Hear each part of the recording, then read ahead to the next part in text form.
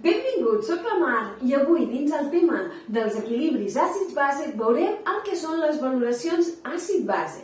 Doncs les valoracions són una tècnica volumètrica d'anàlisi químic que ens serveix per determinar la concentració d'un àcid o d'una base que tenim en una mostra.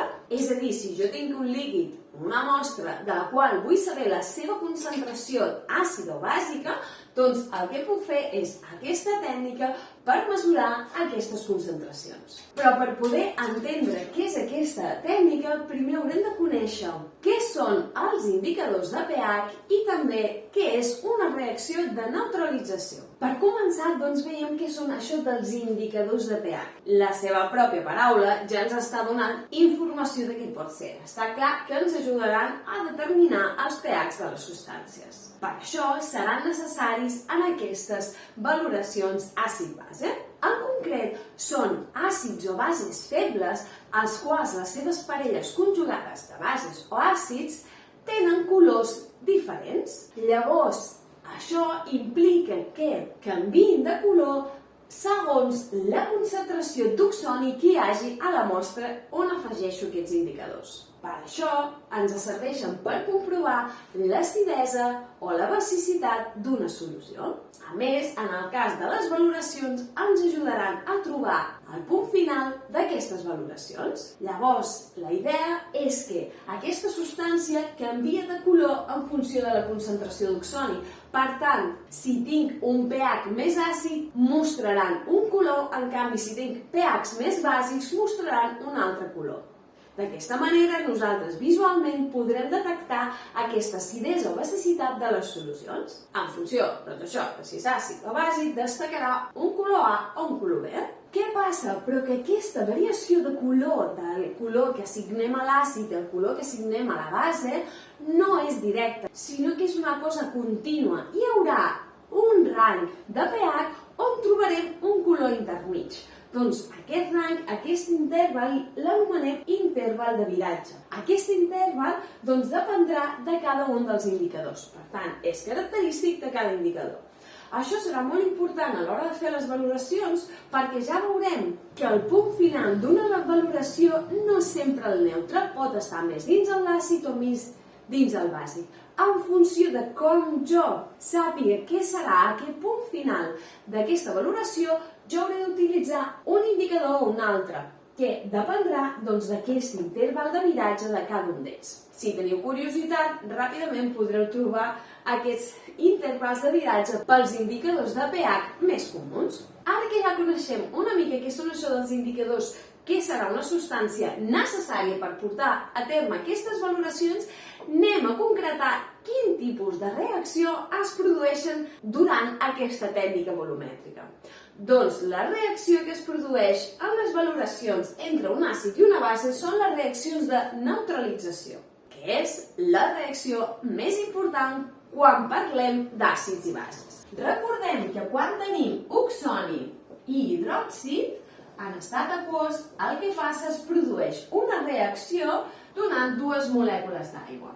Llavors, aquesta reacció és una reacció molt ràpida i que pràcticament està totalment desplaçada a la dreta. Si no, busqueu algun vídeo que parli sobre l'autoionització de l'aigua i podreu recordar aquesta reacció. Llavors, aquesta reacció ens indica que si tenim un àcid i una base, aquestes dues reaccionaran i el que ens donaran per un costat serà aigua i una sal.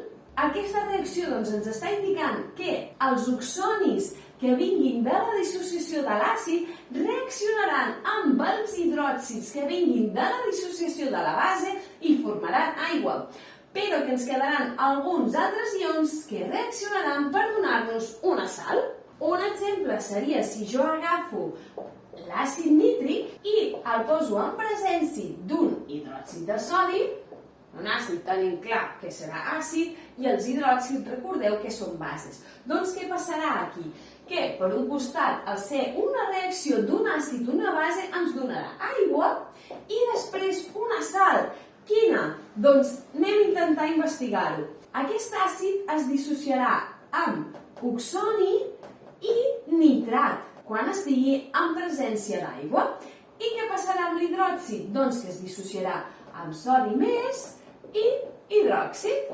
Llavors, per un costat, aquest oxoni i aquest hidròxid reaccionaran per donar aigua, que ja havíem indicat abans. I què passa amb aquests altres dos ions? Doncs el que veuríem que aquests no actuen de forma directa i si segueixen en dissolució quedaran de forma ionitzada. Encara que si no es trobessin en forma aquosa, el que trobaríem és que formen una sal. Llavors aquí veiem l'exemple que un àcid, una base, ens dona aigua i una sal, perquè reaccionen els oxonis que venen d'aquest àcid i els hidròxids que venen d'aquesta base per formar aquesta aigua. I després, per l'altre costat, ens quedarien els ions d'aquesta sal. Doncs aquestes són les reaccions que es produeixen quan fem una valoració àcid-base. Aquestes reaccions hem dit que es diuen de neutralització. Això vol dir que sempre que agafi un àcid i una base em donarà un pH neutre? És a dir, aquesta reacció sempre em donarà neutre? És a dir, que no hi hagi presència ni d'hidròxids ni d'oxonis? Doncs depèn de diversos factors. El primer, que segur que us adoneu de primeres, és que si jo no poso la mateixa quantitat d'àcid que de base, si poso moltíssimes més tonelades d'àcid que de base, està clar que la reacció em donarà àcida. O si poso més quantitat de base, ens donarà base. Però recordeu que no tots els àcids i les bases són iguals. N'hi ha alguns que són forts o són febles.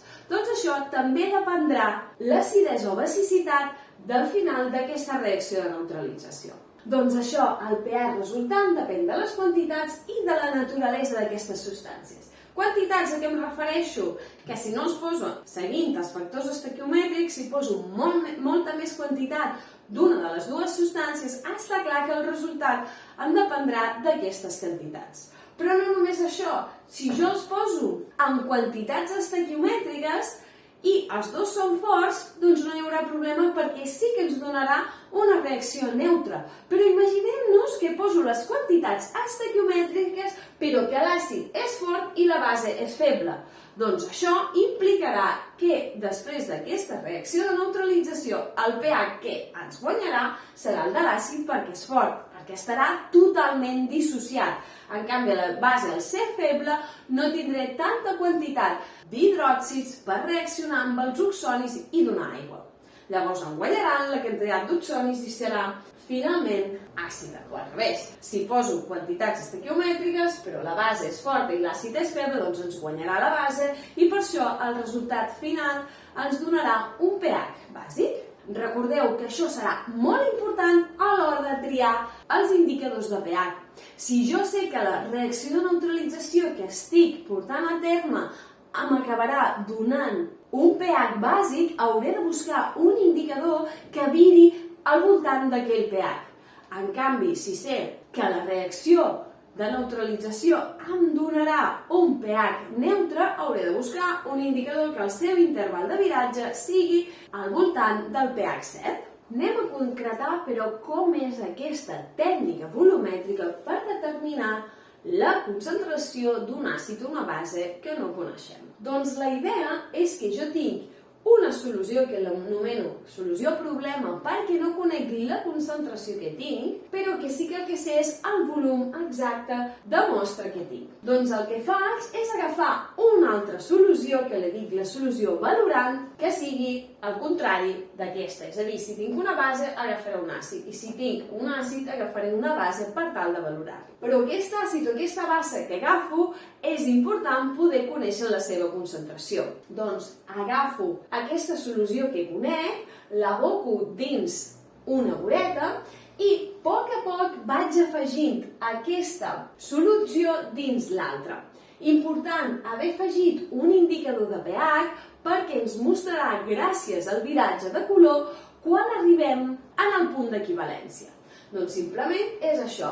Jo aniré abocant goteta a goteta, poquet a poquet, aquí dintre, aquesta solució que conec dins l'altra fins que vegi que aquest indicador de pH em fa canviar el color de la solució. I així veure el punt d'equivalència. I en el punt d'equivalència el que podré mesurar gràcies a la voreta és quina quantitat he necessitat d'aquesta solució per fer la valoració. Doncs, com que podré buscar aquest punt d'equivalència i saber aquesta quantitat que he gastat, m'estarà indicant que tota aquesta quantitat d'àcid o de base que he afegit ha reaccionat amb tot la base o l'àcid que valorem. Per tant, si jo conec aquesta quantitat de substància, podré determinar quina quantitat d'àcid o de base tenia a la solució problema. Per què? Perquè si estic valorant amb un àcid vol dir que en aquest punt la quantitat de mols d'oxoni que he afegit són la mateixa quantitat de mols d'hidròxid que tenia aquí dintre. Però el que hem de tindre en compte és que aquest punt no sempre és neutre.